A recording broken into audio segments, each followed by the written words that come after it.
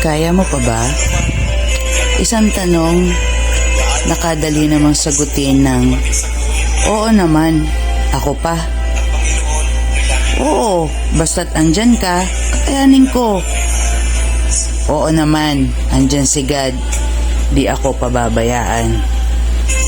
Isang tanong na kapag narinig mo, palaging ang sagot ay positibo at may lakas ng loob na magpatuloy.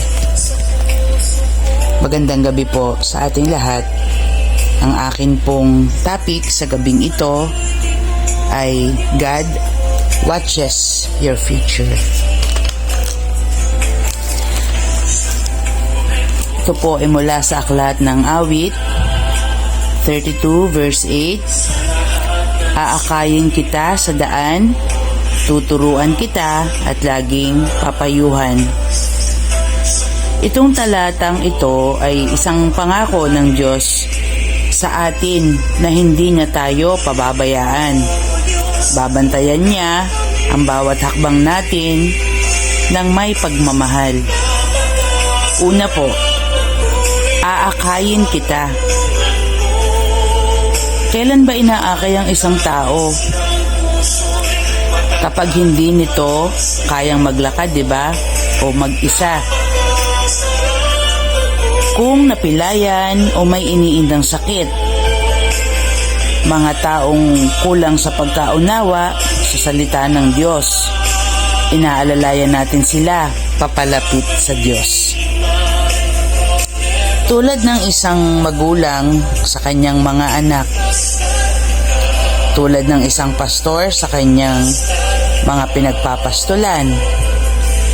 Katulad ng isang kaibigan na ayaw tayong malihis ng landas o mapariwara. Tulad din ng isang teacher sa kanyang estudyante. Lahat ng aking nabanggit ay halimbawa ng pagpapakita ng Diyos na hawak niya ang mga kamay natin para akayin tayo sa tamang daan o direksyon. Pangalawa po, tuturuan kita. Siya ang magbibigay sa atin ng karunungan at hindi tayo maliligaw. Karunungan na sumunod sa tamang desisyon sa buhay. Pangatlo po, laging papayuhan. Siya ang gabay sa lahat ng oras.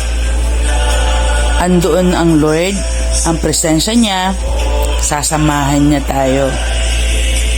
Wala siyang ibang agenda sa buhay natin, kundi ang maranasan natin ang pagkilos niya at ang presensya niya na naandyan siya sa atin. Tayo kasing mga tao, kapag may pagsubok, iniinda natin, napipilayan tayo kaagad at nabibingi. Yun bang parang di natin alam ang salita ng Diyos? Naaapektuhan agad tayo. Marahil, nagkukulang tayo sa paniniwala sa Kanya. At paano magtitiwala kung absent ang paniniwala? Di ba nga, sinusubaybayan pala tayo ng Diyos. God watches our future. Huwag mong solonin, andyan si God. I will instruct you and teach you in the way you should go. I will counsel you with my loving eye on you. Tanungin kita ulit, kaya mo pa ba? Kaya yan dahil sa Diyos ako magtitiwala at siya ang gabay ko. Magandang gabi po. Papuri po sa ating Panginoon. Maraming salamat po.